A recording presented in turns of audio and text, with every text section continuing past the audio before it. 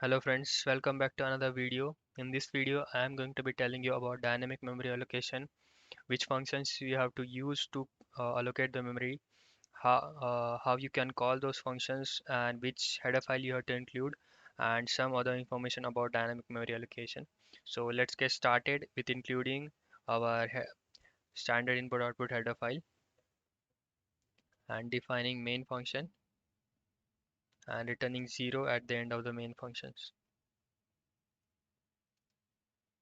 So there are mainly two functions which you can use to allocate the memory dynamically. So the first function is malloc.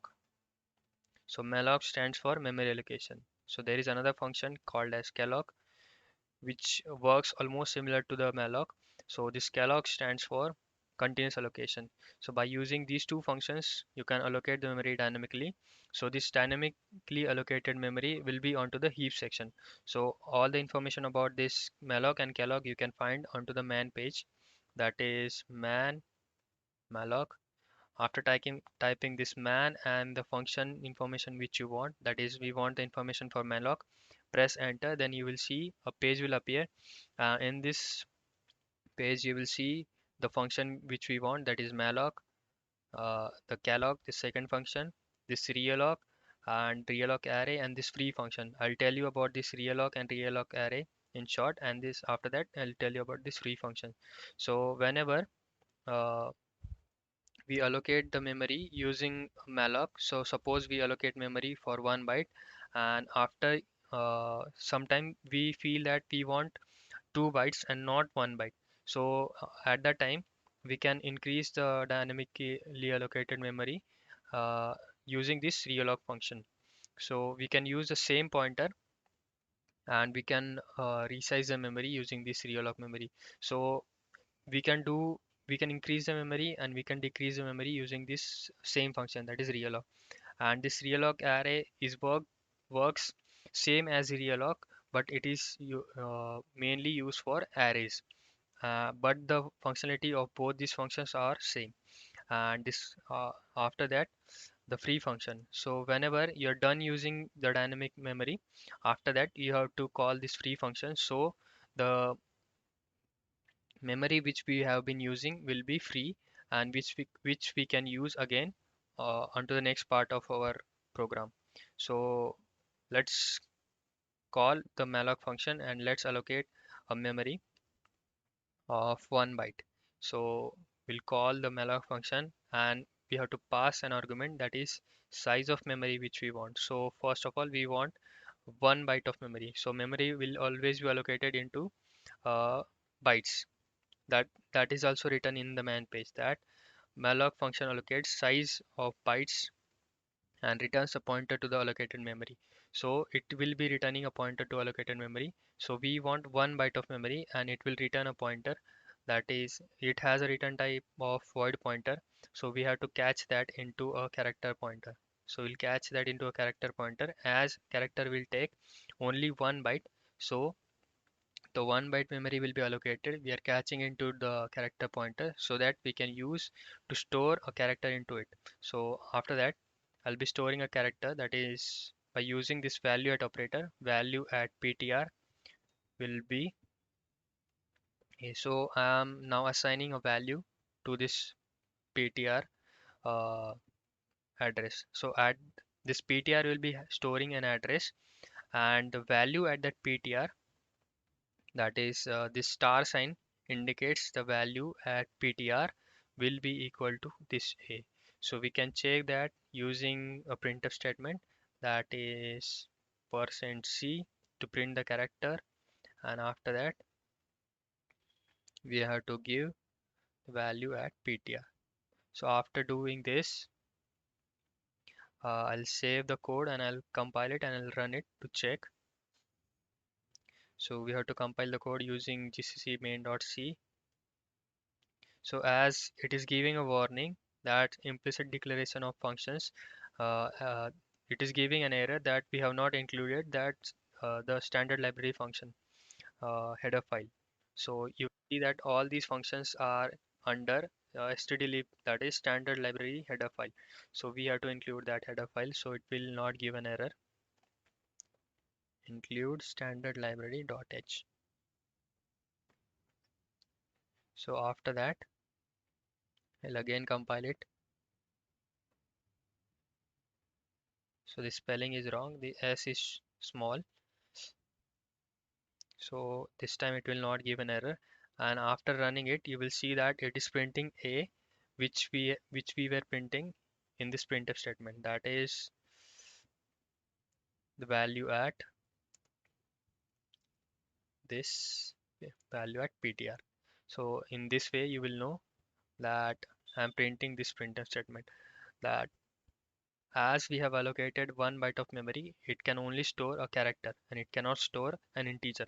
Because integer will take 4 byte of memory, so we can give number 4 here, and as we are giving 4 number of bytes to allocate, we have to catch that pointer into an integer pointer, so that way we can store an integer into this memory, which will store 10 value, and value at ptr we have to print using %d, and this parameter which we have to pass is will be the same, that is %ptr, that is star ptr. And again we'll check this if it is working for an integer or not using compiling and again running it. So if it is printing 10, so you will see that it is printing 10, so that way you will know that we can store any value into this dynamically allocated memory. So there is a better way to do that. uh, Rather than passing 4, you can call another function, that is size of int. So in that way, the size of int will return 4, and the same way it will allocate memory for an integer. But this is a better way to call the malloc function, that is it will work the same as it was working for before. And you can also use this malloc function to uh, create an array, that is if you multiply it with 10, that is size of int will be equal to 4, and 4 into 10 will be 40 bytes. So 40 bytes of memory will be allocated from this point of onwards. So this ptr will be having some address, and from that address onwards 40 bytes of memory will be allocated. So if you try to print the value of ptr, that is value of ptr using %p, which %p stands for pointer, and then give the ptr.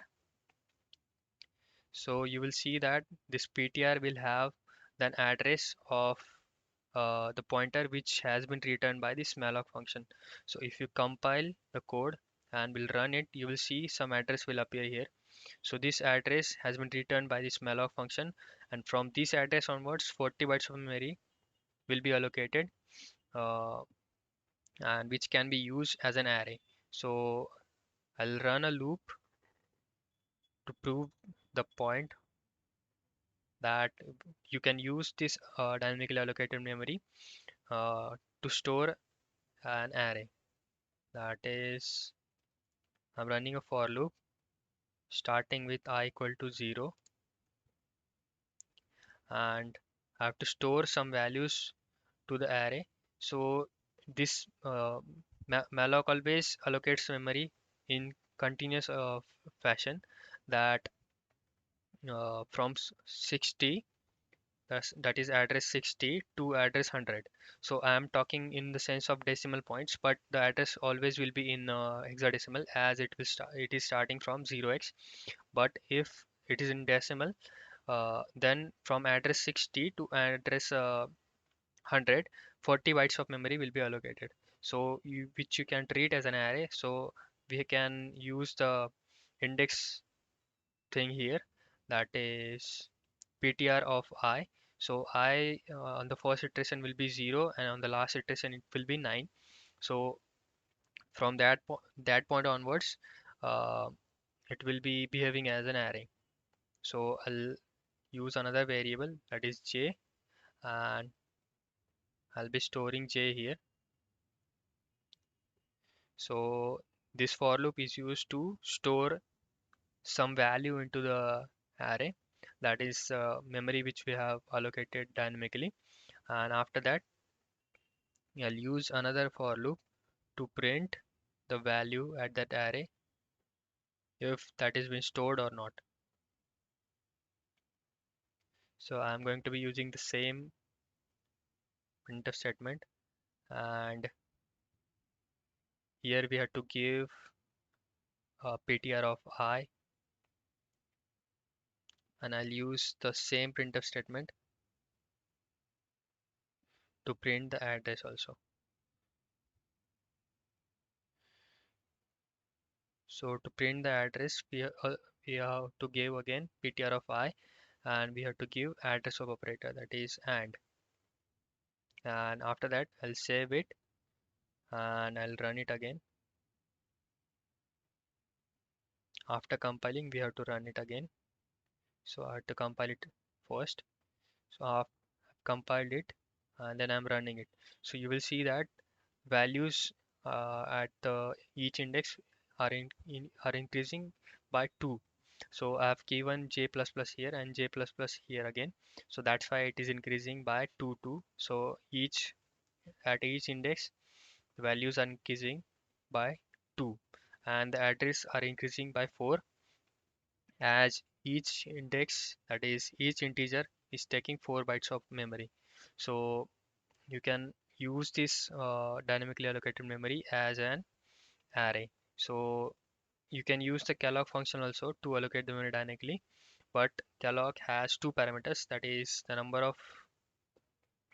uh, number of elements as a first parameter and size of each element as a second parameter. So even if you call this calloc function, it will work the same, but you have to give the two parameters, that is number of elements and number of that is size of each element. So I have compiled it using calloc function now, and I am going to run the function. So you will see that the result are same. So one thing you have to remember, that we have not called the free function. So that is for the better of our code, that we have to call the free function, and the parameter which free function takes is the pointer which has been storing the value of the dynamically allocated memory. So after passing this, it will free the memory. So l- it will not change the uh, output of the code, but it is a better way to do the programming. So here you will see the output is not changed, but the memory is freed after using it, after we have used it. So we can use this realloc function to reallocate the memory, that is resize the memory. So if you feel like we want 11 elements to store in this array, so at that time we can call this realloc function, and we have if you feel any doubts, then we can see the man page, and we can open the man page on the side, and realloc is taking two parameters, that is pointer ptr and the size which we have to allocate. That suppose we have to allocate the memory for 11 elements. So at the time the pointer will pass is ptr, and again the size which we have to allocate, that is size of int into 11, as we have to allocate the size for one more element, and we'll store the value at that index, that is ptr of 10 will store as 21, and I'll give one more printf statement here to print that last element. So it will be 10,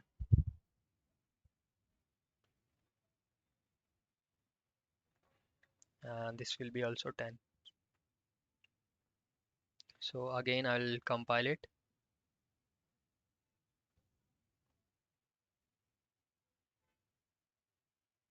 So it the pointer which it is also returning a pointer which we have to store in the same pointer. We'll store that pointer into the same pointer which we have been using. That's why it is giving an error. So after doing this, I'm storing the return type of this uh, realloc function into the same pointer which we have been using. So after the doing that correction, it will not give an error, and I'll run the code, and you will see that one more value will appear after this 19, and the next address of that will be 88. So you will see that as we are freeing that value, so the one more value is appearing here, 21, and the address is 88 as it is in hexadecimal, so it will be C8. So that's all about the dynamic memory allocation. If you have any doubts, do let me know in comments, and thank you for watching.